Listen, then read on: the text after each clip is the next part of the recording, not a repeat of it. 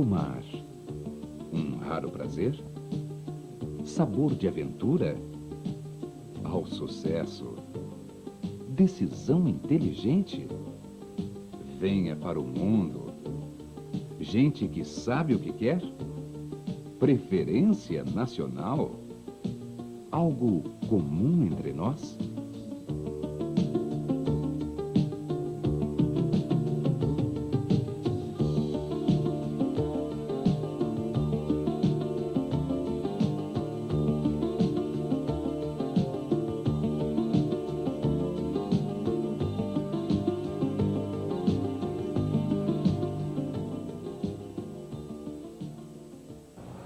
Bom, o cigarro é prejudicial à saúde em todo ponto de vista, né?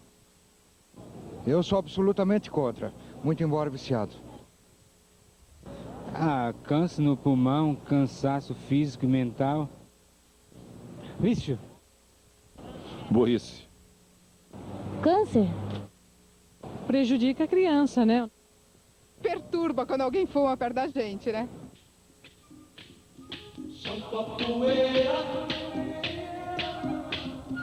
É na estrada, só uma moleira, chuva danada.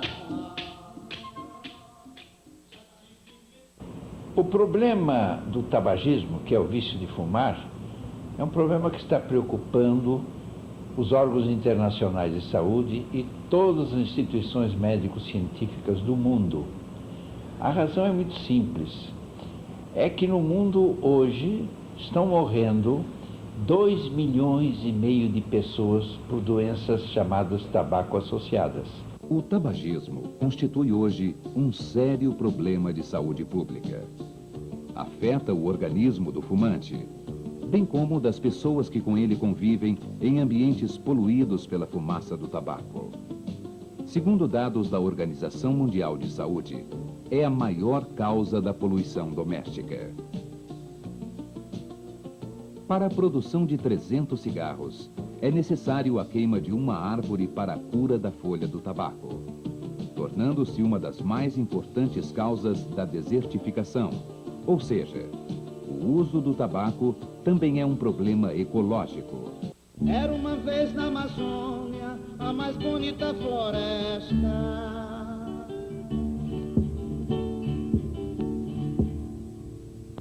Mata verde, céu azul, a mais imensa floresta. O volume de impostos sobre produtos industrializados, IPI, recolhido aos cofres públicos, decorrente da venda de cigarro, vem dificultar as decisões do governo no controle do tabagismo. O fumo é colocado hoje como um hábito que facilita a vida social do indivíduo.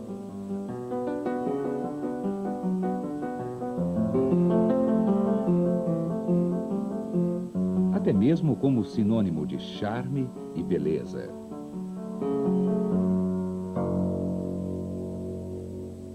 É passado de uma geração para outra sem grandes restrições. É um problema cultural. Se considerarmos historicamente a difusão do vício de fumar, verificamos que tem lugar no século XX. Esse foi o século mais cheio de perturbações e mudanças que conhecemos. A humanidade atravessou períodos de grande tensão social e emocional. Ocorreram também mudanças na economia capitalista, que, para a produção em série, exigiu maior controle sobre a força de trabalho, pois o homem já não intervém diretamente na natureza. Ele o faz através de máquinas, modificando-se a relação homem-natureza e entre os próprios homens.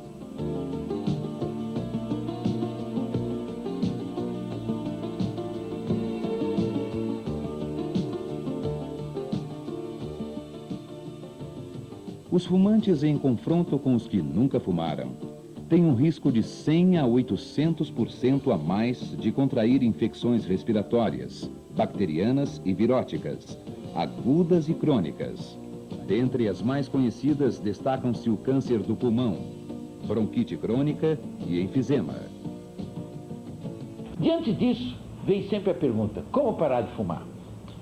Evidentemente que os indivíduos que estão jovens e começaram a fumar há pouco tempo ainda não estão muito dependentes da nicotina, porque a nicotina vicia mais do que a cocaína, parece incrível, mas vicia mais do que a cocaína. Pois bem, esses indivíduos podem largar mais facilmente, mas quando o indivíduo já fumou 20 ou 30 anos, as pessoas idosas, dificilmente largam o cigarro. Já está provado que a dificuldade maior do abandono de cigarro é nessa faixa da vida. Só uma campanha educativa, uma conscientização muito grande é que pode fazer com que a maioria dos indivíduos parem de fumar. O fumo contém mais de 60 substâncias cancerígenas, além de elementos radioativos tais como carbono 14 e polônio 210.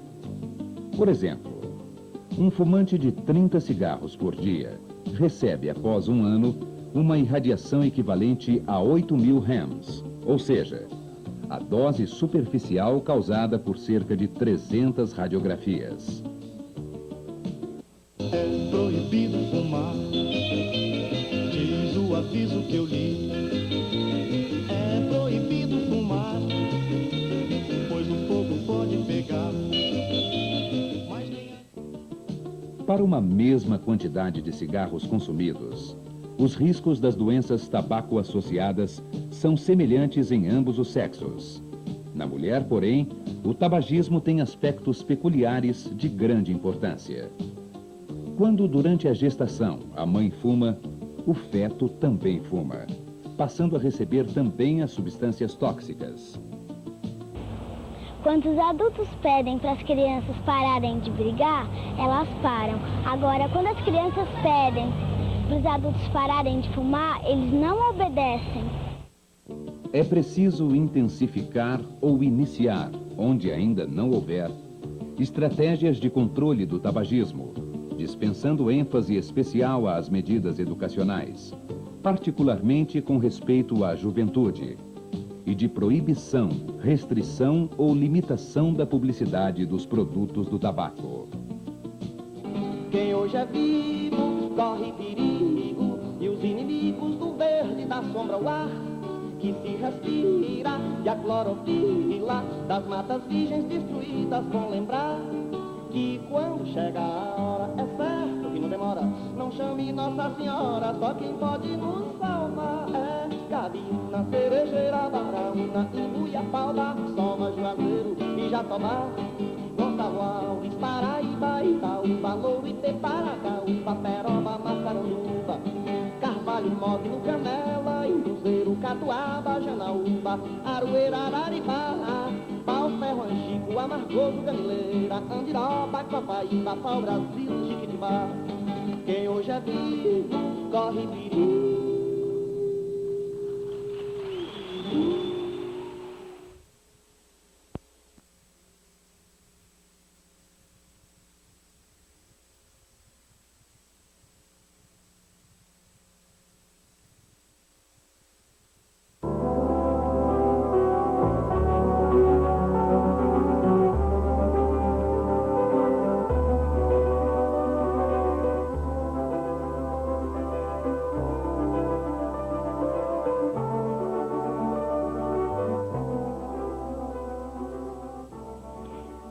Quem quer que tenha passado por um consultório médico já ouviu ou já viveu uma situação desse tipo. Após a consulta, o cliente pergunta: eu posso fazer algum exercício físico? E o que o médico fala? Faz, mas não exagera. Essa é uma frase típica do médico brasileiro. E é uma frase que inspirou o trabalho do médico Cláudio Gil Soares de Araújo a desenvolver todo um trabalho de estudos sobre o exercício físico como recurso de saúde, como promoção de saúde. É interessante isso, não é, Cláudio?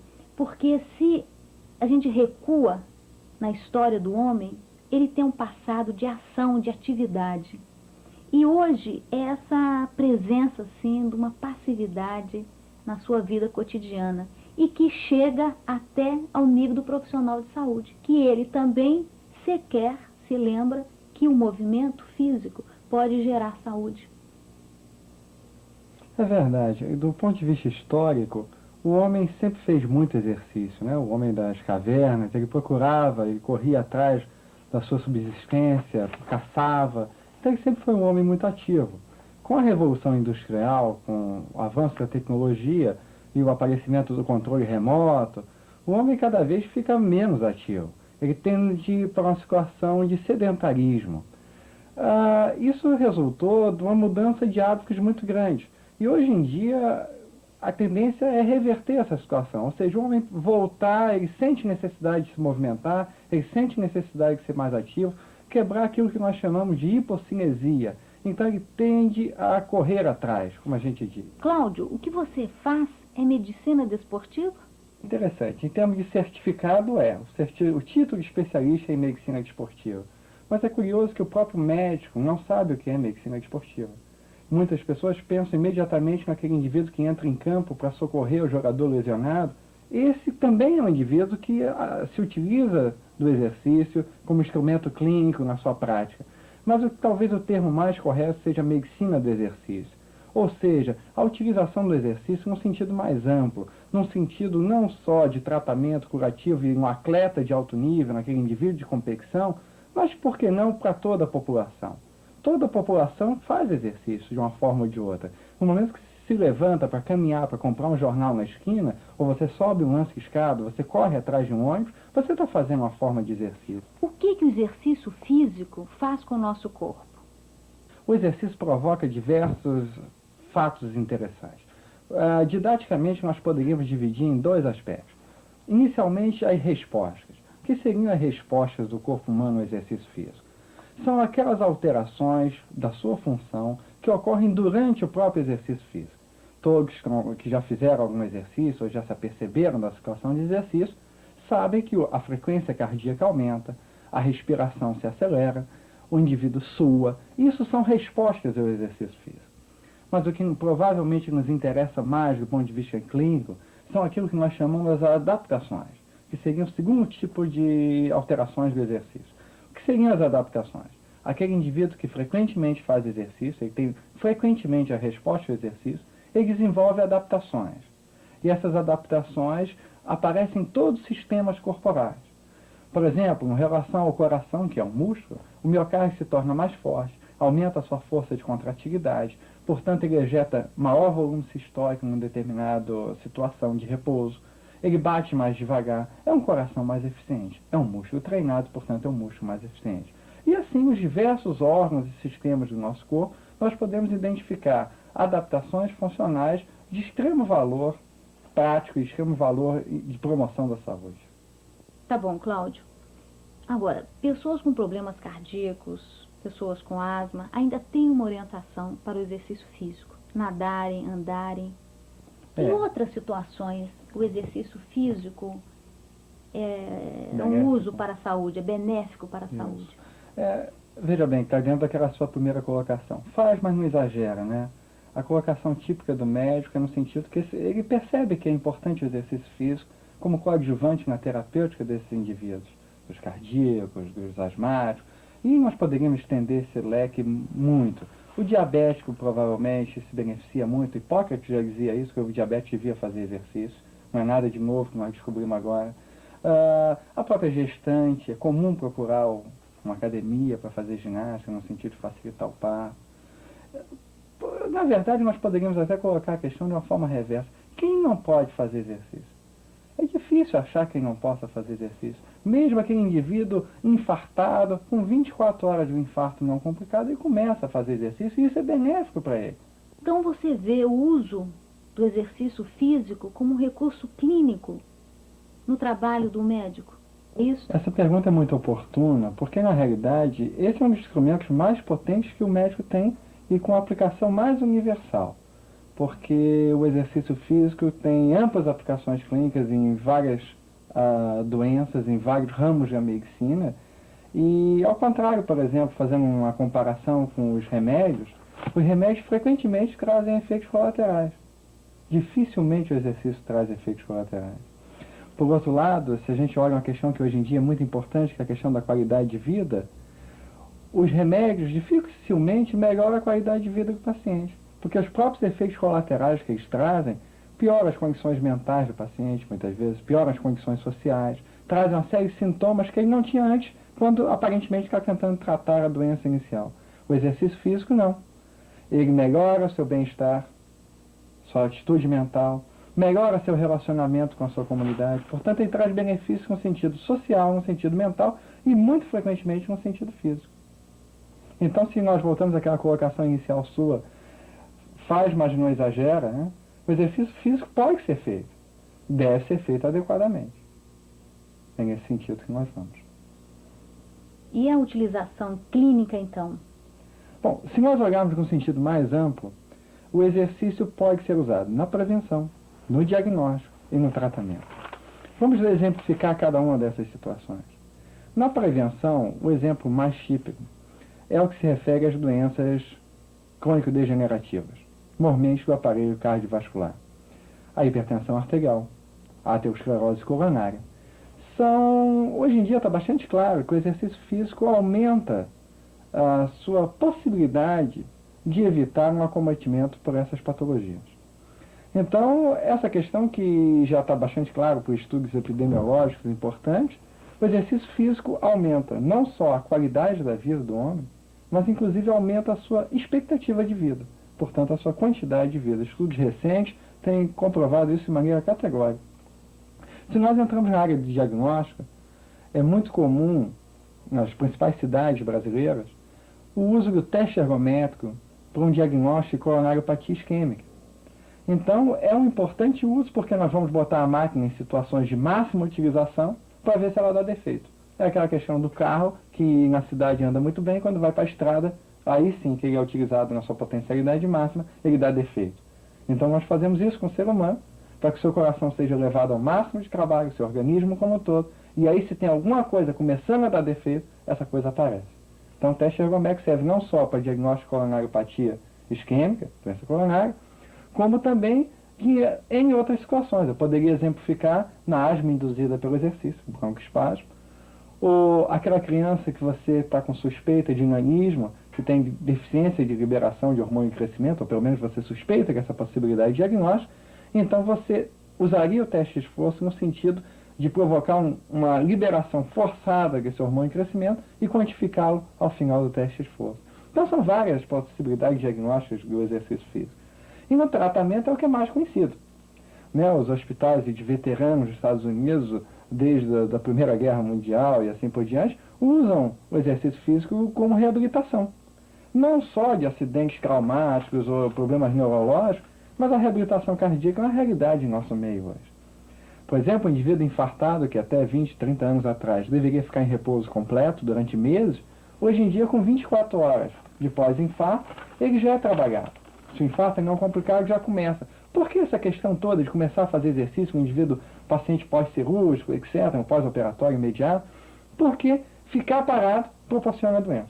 Proporciona embolia, trombose venosa, proporciona uma desidratação do corpo, uma hipovolemia. Só o fato de ficar dias deitado, mesmo que você não tenha doença nenhuma, já te proporciona uma condição desfavorável do ponto de vista de saúde. Se é tão importante o uso do exercício físico como recurso, para a promoção da saúde, inclusive no diagnóstico, como você mesmo falou, como é que você explica que na Faculdade de Medicina se ensine tanta utilização dos exames complementares, por exemplo, de pedir radiografia, tomografia, exames de sangue, muitos remédios para o tratamento e pouco espaço, e muitas vezes até quase nenhum, se dá ao exercício físico, como uma utilização do médico com os seus pacientes? Essa questão é muito importante e ela passa por vários aspectos. Um aspecto que eu diria de imediato é que não interessa à indústria farmacêutica o exercício físico, porque a indústria farmacêutica vende remédio. O exercício faz diminuir a utilização de remédio, então não interessa. Esse é um primeiro ponto importante, quer dizer, tem todo um lobby, tem toda uma estrutura por trás. Os congressos de medicina esportiva não são muito frequentados, não tem muito apoio dos laboratórios, das indústrias farmacêuticas, etc. Esse é um aspecto da questão. Mas isso não impediria que os profissionais médicos trabalhassem essa questão. Acontece que, infelizmente, é um círculo vicioso. Como isso não é ensinado em graduação, não se formam profissionais para atuar. Não se formando profissionais, não se pode implantar isso a nível de graduação. Então, Existem no Brasil muito poucos profissionais que realmente atuem nessa área, como eu denominei, de medicina do exercício. Isso é uma limitação importante. Na realidade, nós aplicamos um questionário para as diversas faculdades de medicina e obtivemos respostas que mostram que o tema exercício é discutido, quando muito, 10 a 15 horas no currículo médio. O que, considerando 6 anos em horário integral, é simplesmente irrisório. Eu até brinco quando eu dou aula em graduação, digo para os alunos: aproveita que se você não vier essa aula hoje, você nunca mais vai ouvir falar do assunto. Né? E porque, na realidade, isso também passa por uma concepção filosófica até do currículo de medicina. O acadêmico e o próprio médico são treinados a tratar a doença. Imagina logo quando você fala de hospital, é aquele indivíduo deitado no leito, na enfermaria, sendo atendido por um médico com uma doença grave. Tá? Quantos de nós tivemos treinamentos em atender pessoas sadias? Aquele indivíduo que não tem nada. Que ele procura, chega assim e diz: o que você veio procurar no consultório? Qual é a sua queixa principal? Nenhuma, eu não sinto nada. Eu acho que eu estou bem. Ou eu queria sua confirmação, queria sua orientação. Ou seja, o exercício físico nesse contexto tem uma importância fundamental. Mas e a educação física? Nós não fomos educados. Quando muito nós sabemos a regra de alguns esportes e como jogá-los. Mas por quê? Para quê? E como fazer isso? Isso não existe. Um exemplo que eu poderia citar ainda para ilustrar: quantas escolas brasileiras têm médico? Escolas de primeiro e segundo grau. Que pudesse fazer a profilaxia, pudesse estimular o hábito que se forma na infância. Então, que esses indivíduos fizessem exercício e, portanto, pudessem entrar em um hábito, poder usar o exercício corretamente, saber como fazer o exercício. Isso não devia ser de conhecimento apenas do médico, mas de toda a população como um todo. Ou das academias nas cidades grandes. As academias são uma distorção, porque provavelmente, se analisar do ponto de vista de lógica, é muito mais agradável andar em um ambiente aberto do que em um ambiente fechado com 30, 40 pessoas. Então, nesse sentido, aquela sudorese comunitária ali, instalada naquele ambiente muitas vezes inadequado, é porque as pessoas se sentem mal educadas para poder fazer o seu próprio exercício. Então precisam de um líder, precisam de uma situação de estímulo para fazer. Quando, na realidade, todo mundo deveria fazer por conta própria. Se quer fazer em grupo, os jogos estão aí mesmo, os esportes coletivos estão aí mesmo para fazer em grupo. Não precisaria academia, era uma distorção do processo. E aí daí chamada de modismo. Ô Cláudio, os tabus? Nós sabemos que existem alguns. Não faz exercício que você fica lesado, morre mais cedo, tem um infarte. Isso passa também por várias questões. Realmente o exercício físico, como a nutrição, são muito propensos a folclores, a tabus, a charlatanismo, né? Então criam-se modismos. Dentro do culto à estética, né? Que precisa comer isso, precisa fazer aquilo, só esse tipo de exercício é que vai dar certo. Na realidade, a maioria disso são falácias. Por exemplo, e o que deve ser estimulado a ser feito, na realidade não é. Por exemplo, muitas mulheres, ainda numa cidade grande, uma grande capital, não sabem que podem fazer exercício durante o período de fluxo menstrual. Isso é um tabu, não pode entrar na piscina, não pode fazer... Isso tudo não tem nada a ver. Então, é apenas um exemplo, mas tem outras situações. Não, quantos de nós não passaram por situações no seu primeiro e segundo grau? Eu não posso beber água depois da ginástica. Água engorda. A água não engorda, não tem valor calórico. E não beber água depois do exercício físico é a contradição de todo o organismo. Então, nesse sentido, nós precisamos trabalhar isso. Tem que ter o bebedouro ali, todo mundo tem que parar e beber água. Porque isso é que é importante. Num clima como o nosso, um clima tropical, às vezes de 35, 40 graus, não beber água durante o exercício proporciona problemas. Principalmente nas crianças.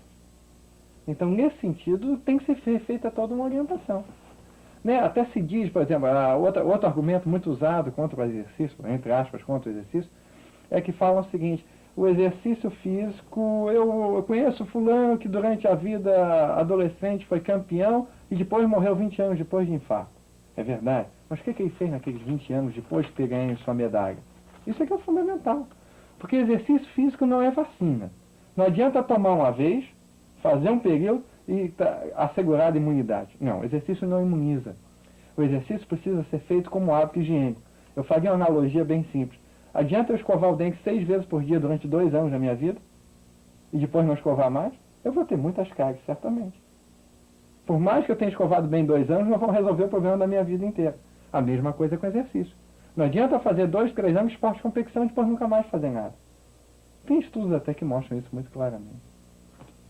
Dentro de todas essas informações que você está prestando, que resposta que você imagina que seria a boa resposta do médico frente àquela pergunta que as pessoas que procuram muitas vezes o médico fazem?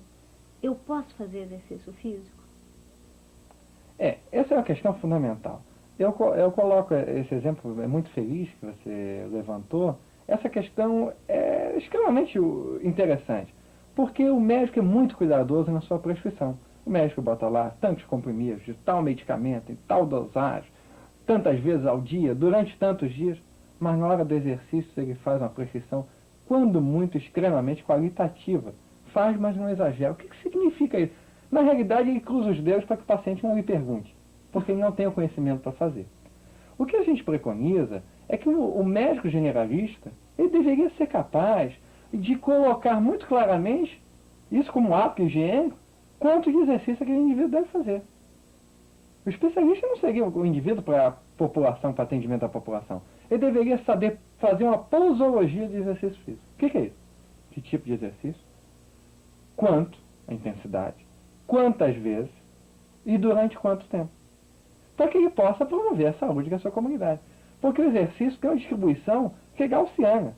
Para a promoção da saúde, não é quanto mais, melhor. Provavelmente, acima de um certo ponto, você aumenta a probabilidade de lesões ortopédicas, que estão comuns em atletas de competição. Então, para a população, não é quanto mais exercício, melhor. Provavelmente, há uma posologia adequada que o médico deveria saber fazer. Então, ele tem de obter esse treinamento e temos de esperar que as faculdades de medicina comecem a dar esse treinamento para que a gente possa mudar o perfil dessa aplicação importante clínica do exercício. O Cláudio, você acha que essa dificuldade que o médico tem de utilizar o exercício como recurso de saúde, ela está relacionada com o próprio tipo de formação que ele tem, que ou é muito escolarizada dentro de salas de aula, ou também é muito hospitalizada, né? O professor, o estudante de medicina, ele tem uma presença muito grande dentro de hospital. Então, na verdade, são situações paralisadas, muitas vezes.